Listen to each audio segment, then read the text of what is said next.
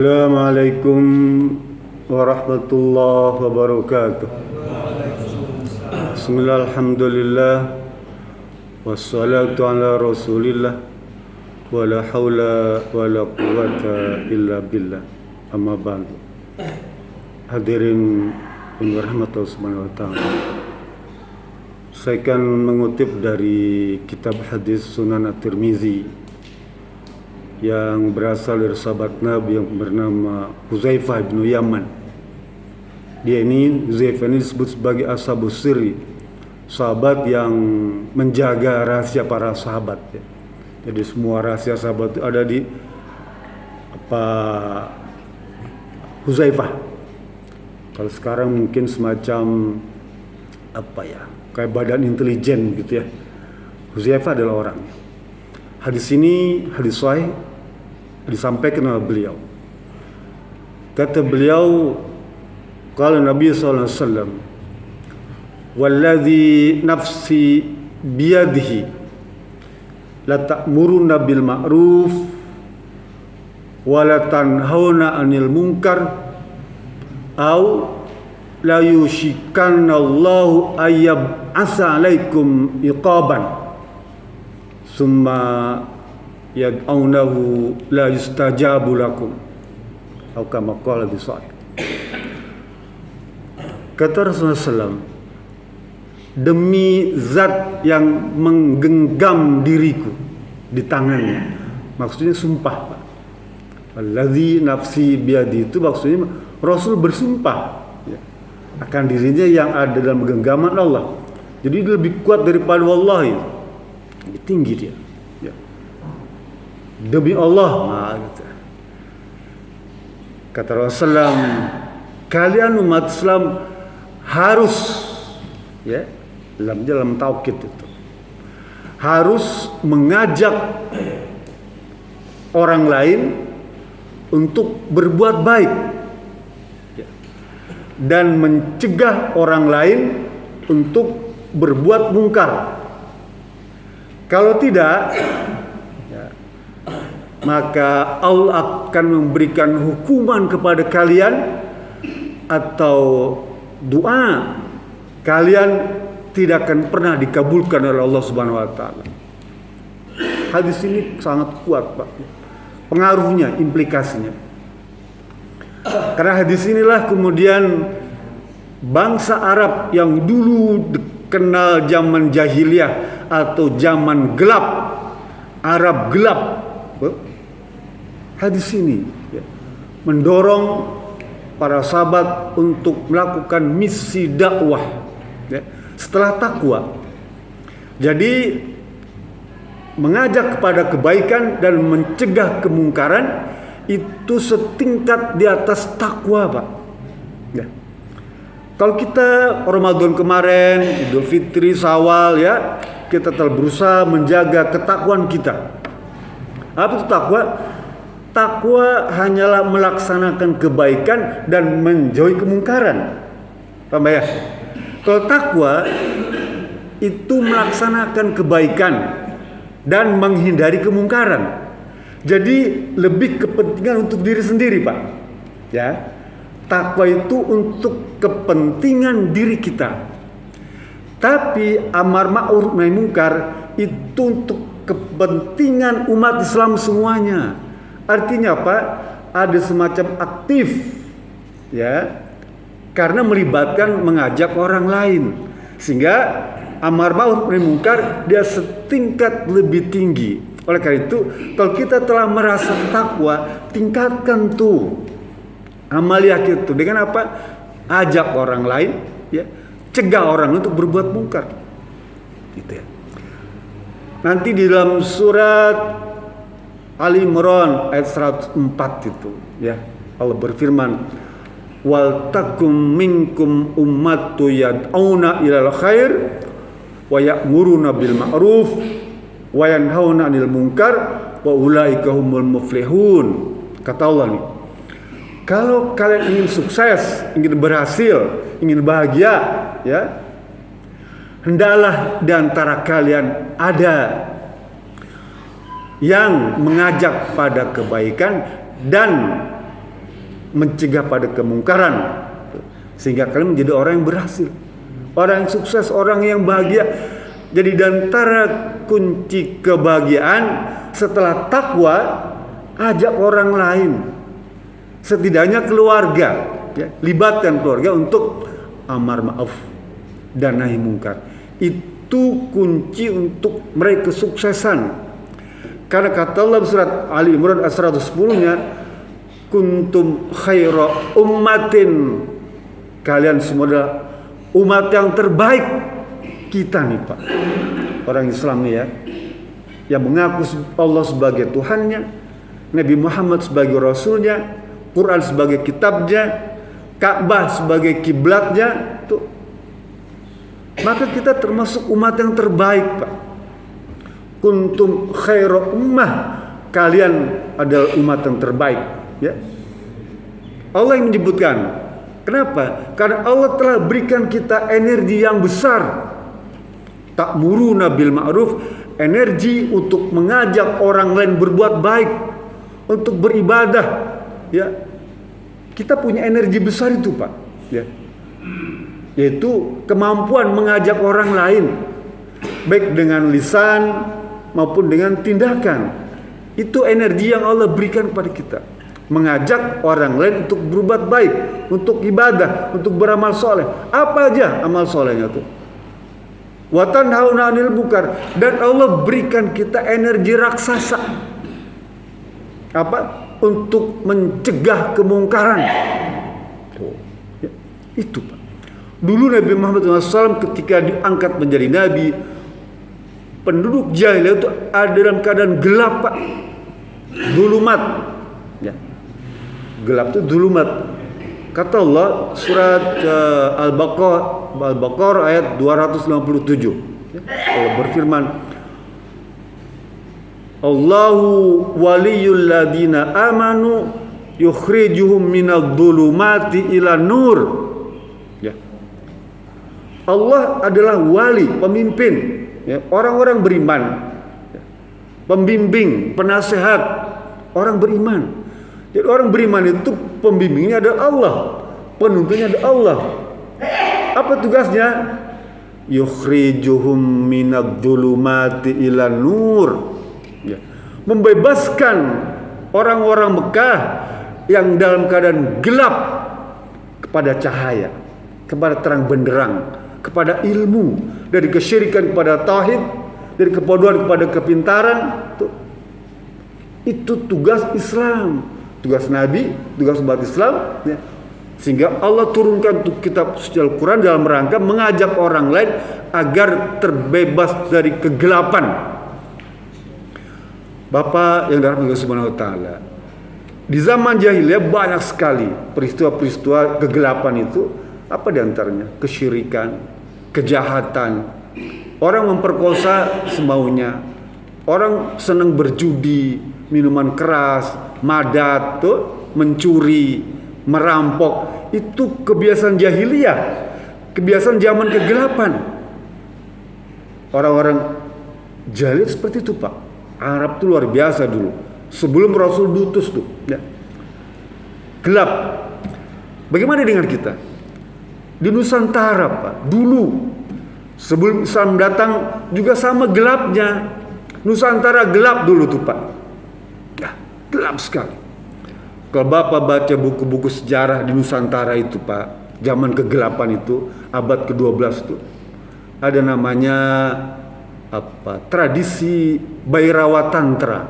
Orang-orang dulu Pak, itu biasa mereka membakar jenazah dan dimakan. Tuh. Kalau sekarang orang minuman keras tuh Pak, ya, kita udah luar biasa.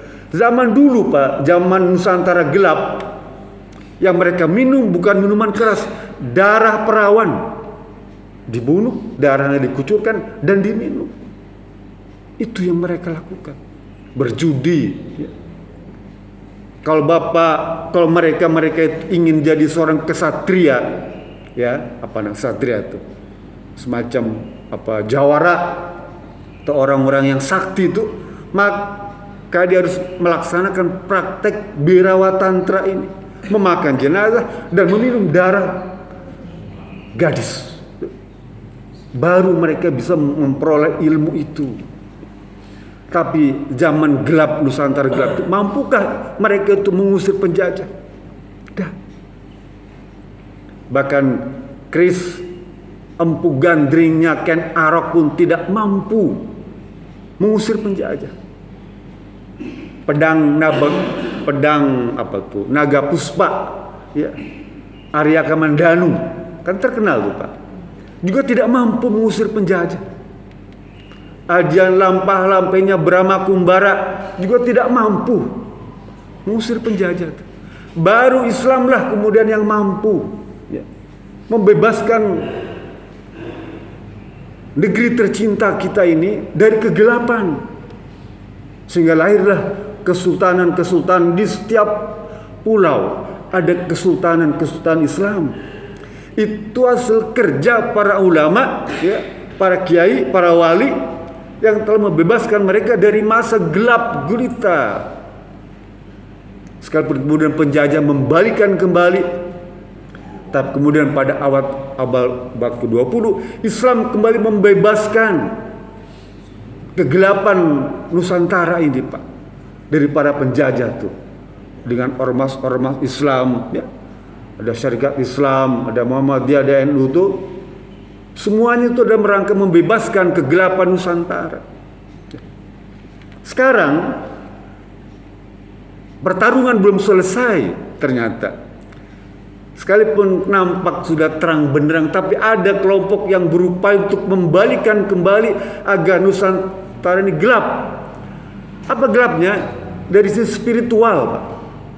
Nah, berupaya untuk membalikan kembali zaman-zaman kegelapan, baik di Arab ataupun di Nusantara. Membesar-besarkan tradisi bahwa ini penting dalam rangka penghormatan kepada leluhur. Ini bisa mendatangkan sumber devisa, ini menjadi objek pariwisata. Contoh, ya. Belum lagi kasus-kasus misalnya pada masyarakat Jawa ada dikenal namanya Molimo tuh ya, 5M tuh, apa, minum, main tuh, madat, narkotika tuh, madon, maling tuh, itu semua ada sekarang Pak, ya. Itu sebetulnya simbol zaman gelap, zaman Nusantara gelap. Dan itu sekarang orang berupaya untuk mempopulerkan kembali itu. Kalau begitu umat Islam tidak ada berhenti, iya. Dan ini menjadi lahan kita semua. Kalau kita pengen berhasil, pengen sukses, pengen bahagia, maka ajaklah orang untuk berbuat baik dan cegahlah tuh perbuatan-perbuatan kemungkaran yang mulimo tadi tuh, penyakit-penyakit sosial tuh, cegah itu. Makanya terjadi kita telah membantu atau mempraktekkan membebaskan negeri ini dari kegelapan. Jangan sampai Nusantara gelap terus. Ya. Korupsi di mana-mana. Itu kan ciri molimo, ya. Maling tuh. Narkotika, madat, itu kan ciri molimo dari zaman dulu tuh. Minuman keras di mana-mana sekarang orang, Masya Allah, saya ngeri. Kalau preman minum itu udah biasa. Kalau penjahat minum itu udah biasa. Kalau laki-laki minum itu biasa. Sekarang ibu-ibu, emak-emak minum di... Saya kalau nonton YouTube itu ya, serem Pak. Emak-emak ya, di kita joget-jogetan dangdutan minum pegang tenggak botol gitu. Masya Allah. Kalau laki-laki mungkin nggak usah, udah mungkin biasa lah gitu. Perempuan emak-emak pakai jilbab. Astagfirullahaladzim, saya bilang ini gimana? Pakai jilbab, ya, minum minuman keras, ya, dan dipertontonkan, diperlihatkan tuh sambil joget gitu, dan tuh bergiliran tuh. Sampai mohon maaf ada satu pabrik gitu, ya, kumpul-kumpul mama, ya, pegawai karyawan buruh pabrik itu, perempuan pakai jilbab semua, ya, beserta manajer-manajer asingnya itu minum minuman keras tuh, seakan-akan seperti orang minum teh gitu. Kalau laki-laki oke lah ya. Tapi perempuan dan pakai jilbab semuanya. Masya Allah, ngeri. Madak narkotika udah jangan tanya dah. Narkotika udah semua. Nah ini semua perkara-perkara yang harus kita berikan pencerahan secara spiritual, secara intelektual, dan secara moral, akhlak. Tugas siapa? Tugas kita.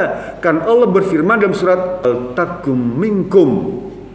Hendaklah kalian semua, ya, kalian semua menjadi orang yang mengajak pada kebaikan dan mencegah pada kemungkaran. Agar apa?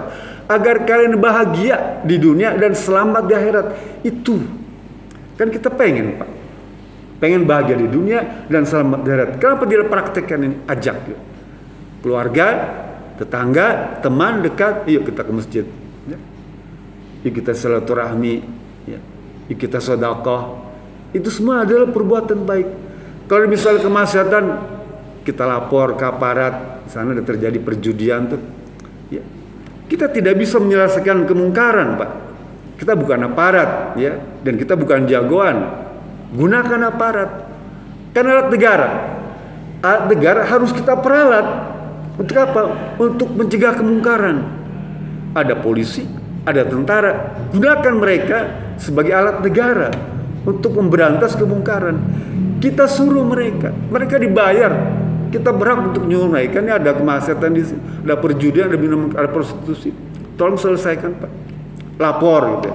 Karena kita tidak mampu, ya. Kita bukan orang yang punya kemampuan untuk mencegah kemungkaran. Kata Rasulullah dalam hadis Abu Sa'id Al-Khudri, man ra'a minkum munkaran falyughayyir fa biyadihi wa man lam yastati' fa bi lisanihi wa man yastati' fa bi qalbihi wa ataful iman. Kata Rasulullah SAW, jika kalian menyaksikan kemungkaran di depan mata kita, bungkelek kelihatan dia, hendaklah kau rubah dengan tanganmu. Kalau mampu, ya, mampu dengan tangan kita. Kalau nggak mampu, dengan lisan. Jangan begitu dong, ya. Jangan begitulah. Kalau nggak mampu juga, dengan hati, ya. Dengan kalbi. Sekalipun itu merupakan selemah-lemahnya iman, tapi itu yang kita bisa kerjakan. Minimal ada ketidaksukaan dengan kemungkaran. Saya nggak suka dengan praktek korupsi. Saya tidak suka dengan praktek pencitraan. Nggak suka. Saya tidak suka dengan praktek menghidupkan kembali tradisi syirik. Nggak suka. Harus ada dalam kalbu kita ketidaksukaan itu. Dan itu bukti kita beriman. Sekalipun termasuk iman yang kecil, tapi harus ada. Saya tidak suka kok dengan praktek kesyirikan, mengembalikan kembali praktek kesyirikan zaman Nusantara gelap. Ya, harus ada ketidaksukaan itu.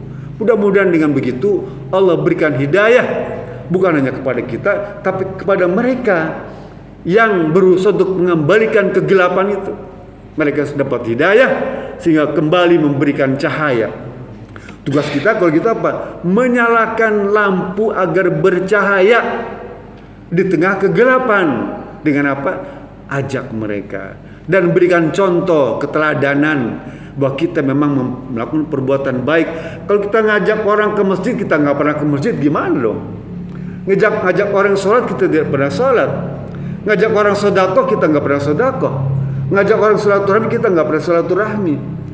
Contoh, ya, itu merupakan amalan yang paling mudah, dakwah bil hal.